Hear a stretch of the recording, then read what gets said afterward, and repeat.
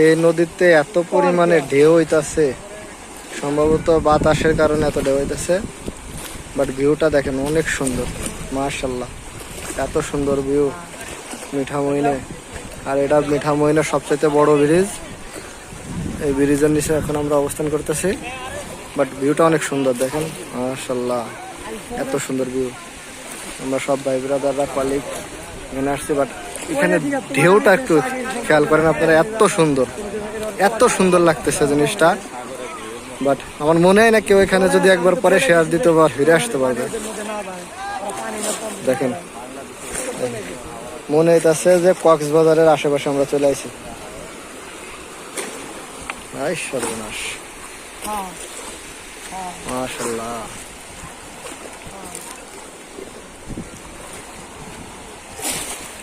আল্লাহর নিয়ামত এত সুন্দর। পানি উপরে উঠে চলে আসতেছে, আস্তে আস্তে বাড়তেছে ঢেউ না? এই মনে হইতেছে সেই হইতেছে